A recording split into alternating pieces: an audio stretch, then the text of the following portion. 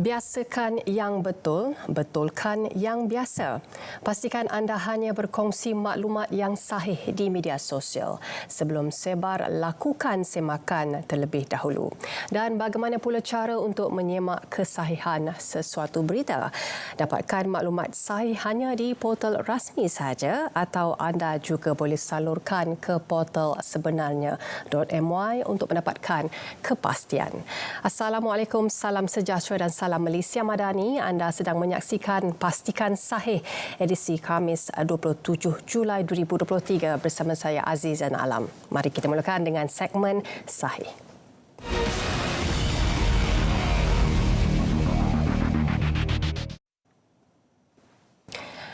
Poster yang tersebar di media sosial mendakwa kerajaan akan memperkenalkan alaun madani dengan bayaran minimum RM800 kepada penjawat awam adalah tidak benar dan Kementerian Kewangan menerusi hantaran di Facebook menegaskan maklumat tersebut adalah palsu dan kementerian itu turut menasihatkan orang ramai supaya berhati-hati serta tidak mudah terpedaya dengan berita seumpama itu di media sosial.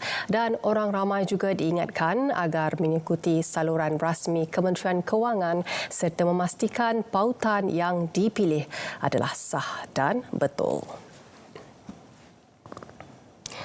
Dan kenyataan media bertajuk siasatan ke atas Datuk Dr. Zulkifli Mohamad, Ketua Pengarah Perkhidmatan Awam bertarikh 25 Julai yang didakwa dikeluarkan Perdana Menteri Datuk Seri Anwar Ibrahim adalah palsu. Jabatan Perdana Menteri JPM menerusi akaun Facebook rasmi memaklumkan tindakan mengeluarkan kenyataan tersebut yang sedang tular menerusi media sosial ternyata berniat jahat dan mengelirukan rakyat dan orang ramai diminta untuk tidak menyebarkan atau berkongsi sebarang maklumat yang tidak pasti atau palsu serta merujuk kepada akaun media sosial rasmi JPM melalui platform Facebook, Twitter, Instagram dan TikTok untuk maklumat sahih. Dan pihak berkuasa penerbangan awam Malaysia CAAM mengingatkan orang ramai agar tidak menerbangkan drone tanpa kelulusan di kawasan tumpuan ramai sepanjang pilihan raya umum PRU Dewan Undangan Negeri DUN ke-15 melibatkan Negeri Kedah, Kelantan, Terengganu, Pulau Pinang, Selangor dan Negeri Sembilan. Larangan ini termasuklah pada 3 tarikh penting yang ditetapkan oleh Suruhanjaya Pilihan Raya SPR iaitu hari penamaan calon pada 29 Julai, hari mengundi awal pada 8 Ogos dan hari mengundi pada 12 Ogos 2023. Dan selain itu, larangan ini turut terpakai sepanjang 14 hari tempoh berkempen selepas hari penamaan calon. Dan perkara ini bagi memastikan kelancaran PRU DUN ke-15 selain bagi mengelak dari berlakunya sebarang kejadian tidak diingini terutamanya membabitkan aspek keselamatan dan sekuriti orang ramai khususnya para pengundi. Dan tidak ada sebarang sekatan untuk mahasiswa dari 6 negeri pulang mengundi pada pilihan raya DUN ke-15. Menteri Pendidikan Tinggi Datuk Seri Muhammad Khalid Nordin berkata tiada peperiksaan dijalankan pada hari pengundian 12 Ogos yang jatuh pada hari Sabtu. Negeri ini tak melibatkan seluruh 13 negeri, hanya 6. Jadi pelajar-pelajar daripada negeri lain dah memang buat jangkaan kerana tarikh examination tu sudah lama diberitahu. Jadi ada pelajar-pelajar yang dah beli tiket Sabah Sarawak nak balik. Jadi mereka hendak peperiksaan terus diadakan, hanya yang kita pastikan hari Sabtu tak ada peperiksaan. Dan Tenaga Nasional Berhad TNB menasihatkan semua parti politik agar tidak memasang sebarang bentuk bahan kempen di mana-mana premis dan perpasangan elektrik milik syarikat utiliti itu. Dan Ketua Pegawai Rangkaian Pembahagian TNB Wan Nazmi Wan Mahmud menerusi kenyataan berkata larangan itu termasuk menampal atau menggantung bahan kempen seperti poster, bendera, gegantung dan sepanduk di menara penghantaran. Dan ia termasuk termasuk tiang elektrik, peti pembekal, pencawang, tiang elektrik, konkrit dan talian atas. Aktiviti berbahaya itu juga menyalahi peruntukan Seksyen 37 Akta Bekalan Elektrik 1990 Akta 447 iaitu mengganggu, mencacatkan atau merosakkan pepasangan elektrik. Dan seterusnya, Kementerian Kesihatan Malaysia KKM melalui Bahagian Keselamatan dan Kualiti Makanan BKKM ingin merujuk kepada isu tular berkaitan penggunaan akuarium sebagai bekas penyimpanan air. KKM juga ingin menasihatkan orang ramai agar membeli makanan di premis makanan yang bersih. Selain komited dalam memastikan keselamatan dan kualiti makanan terjamin agar kesihatan pengguna sentiasa terpelihara. Oleh itu, KKM turut menasihatkan sekiranya pengguna mempunyai sebarang kemusykilan berhubung sebarang isu keselamatan makanan untuk menghubungi mana-mana pejabat kesihatan daerah atau Jabatan Kesihatan Negeri terdekat. Dan pengguna juga boleh melayari laman sesawang moh.spab.gov.my atau Facebook Bahagian Keselamatan dan Kualiti Makanan BKKM untuk penerangan lanjut.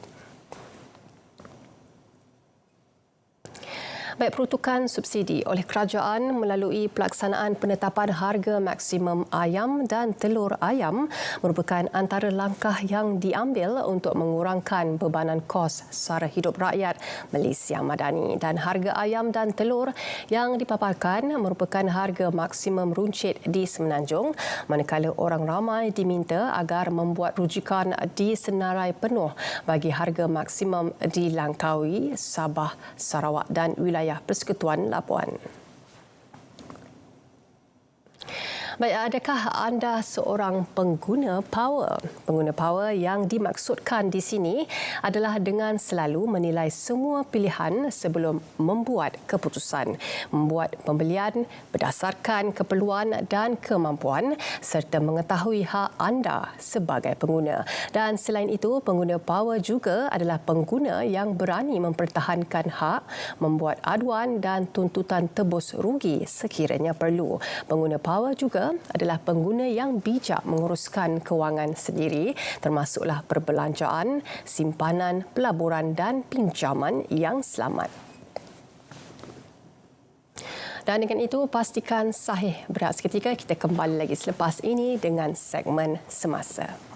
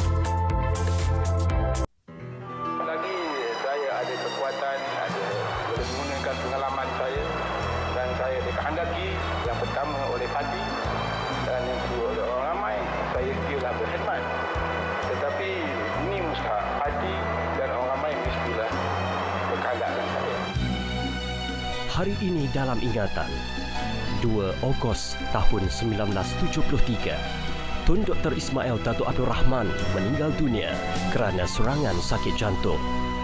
Allahyarham yang berasal dari Johor merupakan timbalan Perdana Menteri Malaysia yang kedua selepas Tun Abdul Razak Datuk Hussein.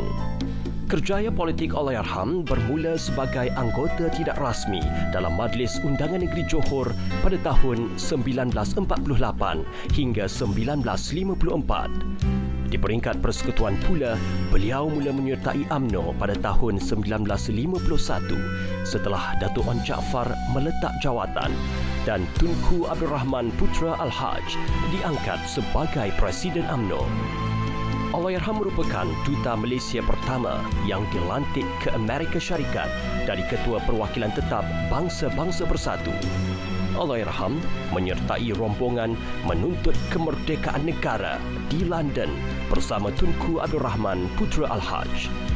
Jenazah Allahyarham disemadikan dengan penuh penghormatan di Makam Pahlawan Masjid Negara Kuala Lumpur dan merupakan jenazah pemimpin pertama disemadikan di makam tersebut. Jiwa dan raga,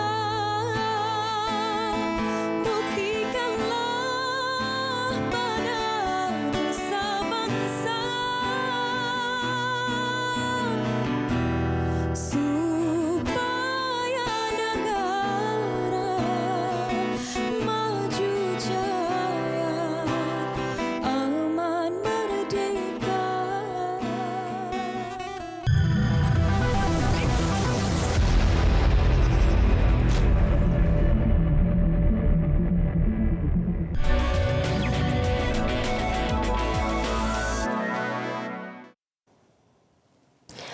Baik, bagi segmen semasa kita mulakan dengan memperkasa rakyat dicadang sebagai wadah mengangkat semula darjat dan martabat negara. Perdana Menteri Datuk Seri Anwar Ibrahim berkata ia akan dilaksana dengan dua tumpuan utama iaitu menstruktur semula ekonomi ke arah Malaysia sebagai peneraju ekonomi di rantau Asia Tenggara dan akhirnya memberi limpahan hasil kepada rakyat untuk menikmati kehidupan yang lebih berkualiti.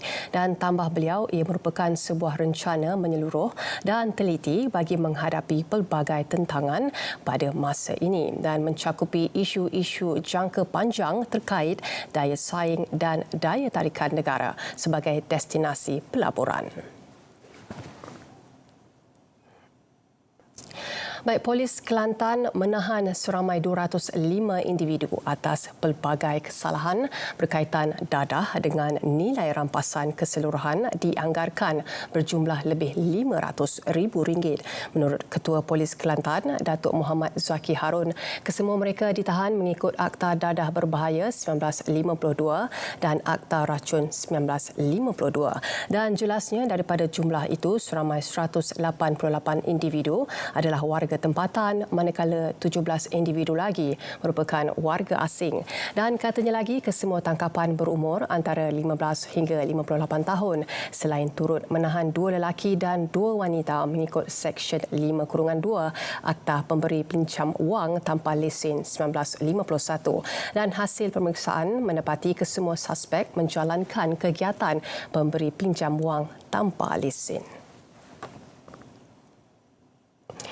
Dan seorang nelayan kerugian RM284,850 selepas diperdaya pelaburan mata wang kripto tidak wujud dan penipuan cinta ataupun love scam.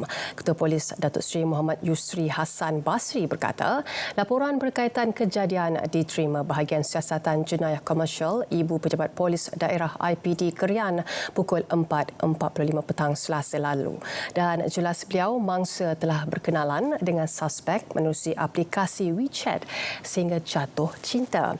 Dan ujarnya suspek kemudian menawarkan pelaburan mata wang kripto kepada mangsa dan menjanjikan pulangan sebanyak RM200,000 jika mangsa melabur sebanyak RM30,000. Dan katanya lagi mangsa mula membuat pelaburan dengan melakukan 99 transaksi pindahan wang secara dalam talian ke 21 akaun bank bermula 6 Mac hingga 15 Julai lalu. Baik, Perdana Menteri Datuk Seri Anwar Ibrahim dijangka akan mengumumkan berita gembira kepada pejabat awam pada 8 Ogos ini. Dan Presiden Kongres Kesatuan Pekerja-Pekerja di dalam Perkhidmatan Awam Malaysia QPEX, Datuk Adnan Mat berkata perkara tersebut akan diumumkan oleh Perdana Menteri dalam suatu majlis bersama pejabat awam. Maklumkan Yang Amat Berhormat Perdana Menteri telah pun mempengerusikan mesyuarat, malah dalam minggu-minggu ini juga Yang Amat Berhormat sedang dan akan mempengerusikan mesyuarat lagi untuk menimbangkan sesuatu keperluan khusus kepada penjawat awam dalam waktu terdekat. Malah kami juga telah dimaklumkan tentang adanya suatu perhimpunan Penjawat Awam bersama Yang Amat Berhormat Perdana Menteri pada 8 Ogos yang akan datang. Dan 3 kawasan di Johor Bahru akan memulakan projek perintis sistem penggera mengesan banjir dalam waktu terdekat. Datuk Bandar Majlis Bandaraya Johor Bahru MBJB, Datuk Muhammad Nur Azam Osman berkata ia melibatkan Sungai Chad, Kampung Muhammad Amin dan kawasan Hospital Sultanah Aminah HSA yang berisiko berdepan banjir. Dan alat penggera itu menggunakan sistem sonar yang mampu mengesan mendapan pasir atau sampah di kawasan tersebut. Dan ujarnya lagi sistem berkenaan adalah bersamaan dengan sistem di Jepun yang akan mengeluarkan bunyi amaran kepada mereka yang mendaftar. Beliau menyatakan demikian selepas mesyuarat penuh MBJB di bangunan MBJB di Johor Bahru semalam. Dan seterusnya, Kementerian Pembangunan Wanita, Keluarga dan Masyarakat KPWKM membangunkan projek perintis Anjung Sinar, sebuah pusat transit untuk beliau ataupun belia berumur 18 tahun dan ke atas yang telah dibenarkan keluar dari Jabatan Kebajikan Masyarakat dan tidak mempunyai ahli keluarga atau berasal daripada keluarga susah. Menterinya Datuk Seri Nancy Shukri berkata matlamat projek itu adalah memperkasa dan memastikan kesejahteraan mereka dengan menyediakan peluang pendidikan, pekerjaan dan kemahiran. Beliau turut mengalu-alukan pihak lain untuk tujuan kolaborasi selain berharap projek baharu berkenaan akan berjaya untuk generasi seterusnya. Dan laluan kilometer 66.1 Lebuh Raya Kuala Lumpur Karak dibuka semula bermula 7 malam semalam.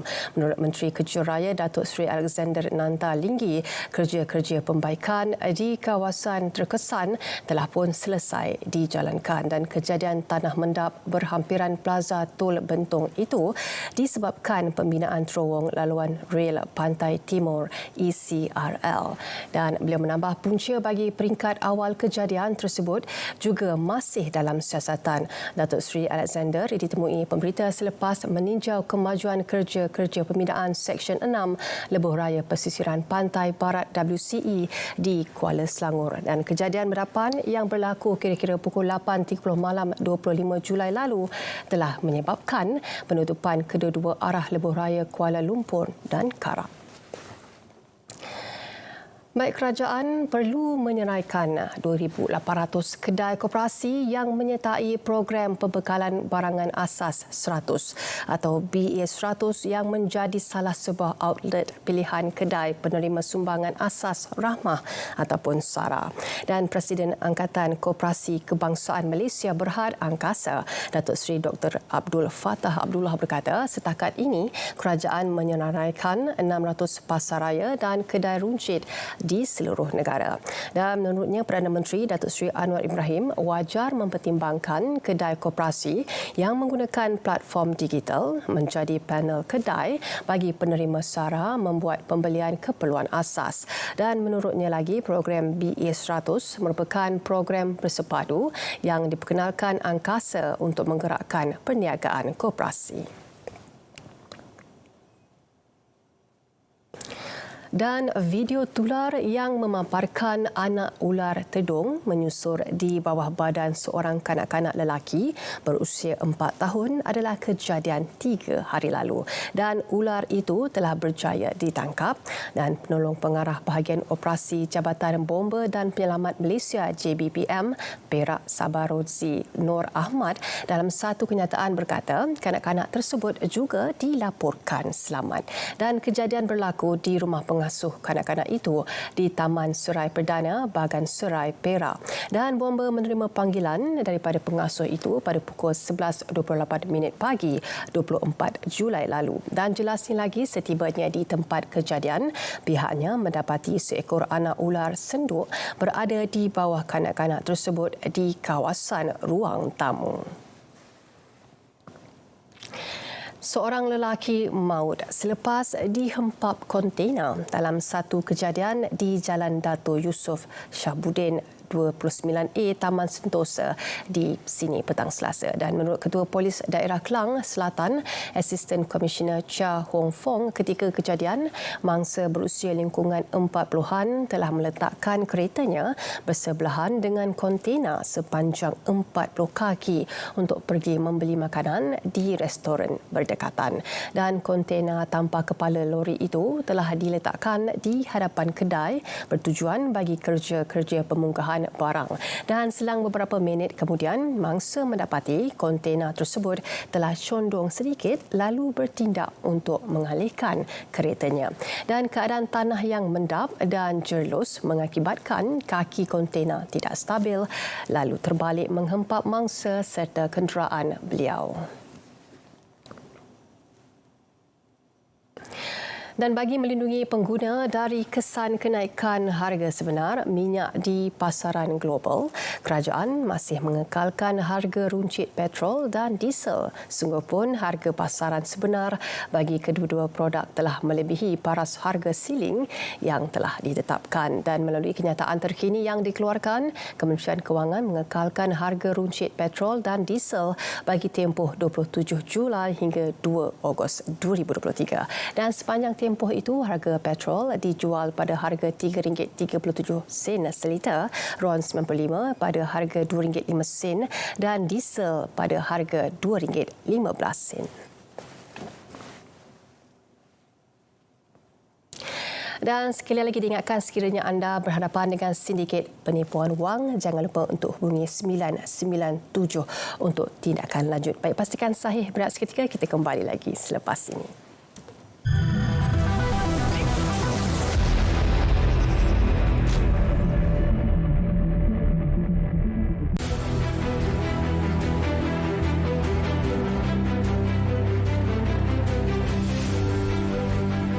Amat berbahagia Tun Dr. Ismail bin Datuk Haji Abdul Rahman, Timbalan Perdana Menteri yang kedua, dilahirkan pada 4 November 1915 di Johor Bahru, Johor. Hasil perkongsian hidup antara yang berbahagia Datuk Haji Abdul Rahman bin Muhammad Yassin dengan yang berbahagia Datin Zahara binti Abu Bakar. Bapa beliau pernah bekerja sebagai pegawai Perkhidmatan Awam Negeri Johor serta Speaker Dewan Negara yang pertama. Yang amat berbahagia Tun Dr. Ismail mendapat pendidikan awal di Sekolah Bukit Zahara Johor Bahru, Johor sebelum melanjutkan pelajaran peringkat menengah di Maktab Sultan Abu Bakar, Johor Bahru. Kemudian, beliau melanjutkan pengajian di English College Johor Bahru pada tahun 1922. Kecemerlangan dalam pendidikan melayakkan beliau ditawarkan beasiswa oleh Kerajaan Negeri Johor bagi melanjutkan pelajaran dalam bidang perubatan di Kolej Perubatan King Edward ke-7 pada tahun 1935 hingga 1937. Yang amat berbahagia Tun Dr. Ismail tidak dapat menamatkan pengajiannya di Kolej Perubatan tersebut, tetapi berbekalkan keazaman, beliau menyambung kembali pelajaran dalam bidang perubatan di University of Melbourne, Australia pada bulan Mei 1940. Penghijrahan kali ini membuahkan hasil kerana selepas hampir 5 tahun, pada tahun 1945, beliau berjaya menjadi anak Melayu pertama mendapat ijazah sarjana muda perubatan dan pembedahan daripada universiti berkenaan. Setelah kembali ke tanah air, beliau membuka klinik perubatan sendiri yang dinamakan sebagai Tawakal dan bekerja secara sambilan di Hospital Besar Johor Bahru, Johor. Yang amat berbahagia Tun Dr. Ismail berkahwin dengan Nora Shikin binti Datuk Muhammad Sis, anak kepada mantan pegawai kanan Kerajaan Negeri Johor pada tahun 1950. Mereka dikurniakan 6 cahaya mata, 4 orang lelaki dan 2 orang perempuan. Beliau dianugerahi Seri Setia Mahkota yang membawa gelaran Tun oleh Seri Paduka Baginda Yang di-Pertuan Agong pada April 1966. Sepanjang hayatnya, yang amat berbahagia Tun Dr. Ismail dikenali sebagai seorang yang berani, tegas, berdisiplin dan berterus terang. Justru, tidak hairanlah beliau sering dilantik memegang pelbagai jawatan penting dalam kerajaan dan disegani oleh tokoh politik sezamannya.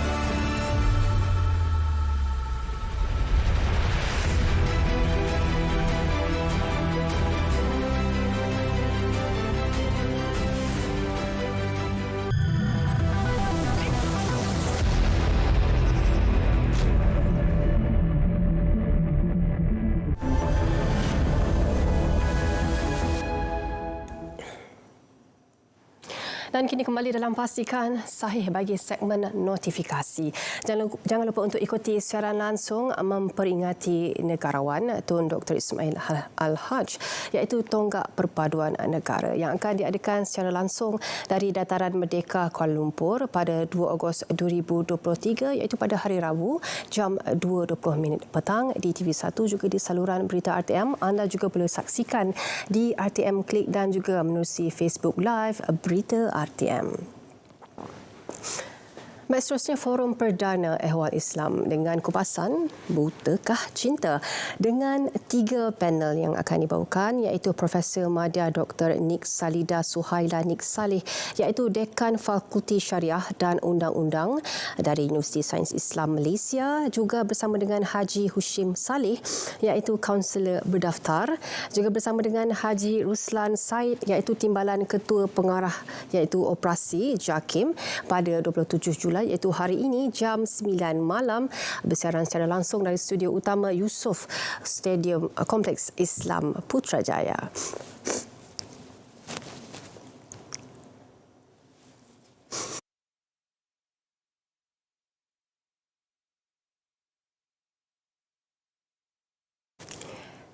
Seterusnya, Karnival Kerjaya My Future Jobs yang akan diadakan di Negeri Kedah 2023 dari 28 hingga 30 Julai dari jam 9 pagi hingga 5 petang di Dewan Muazzam Shah, iaitu di Politeknik Tuanku Sultanah Bahiyah PTSB Kulim. Dan anda boleh daftar sekarang menerusi www.myfuturejobs.gov.my palang Career Fair. Dan apa yang anda boleh dapati di situ adalah temu duga bersama majikan, juga terdapat bantuan penyediaan resume dan juga siri seminar kerjaya, juga terdapat pameran skim suri rumah. Baik, ayuh kita sertai mini Karnival Jom Kerjaya dan semua dijemput hadir pada 27 Julai, iaitu hari ini dari jam 4 daripada jam 10 pagi hingga 4 petang ini di Dewan Serbaguna, tempat letak kereta bertingkat TLKB Aras 8 PPR Seri Pantai. Dan antara majikan yang terlibat anda boleh saksikan di situ, antaranya daripada Aeon 99 Speedmart, juga kita ada Pos Malaysia.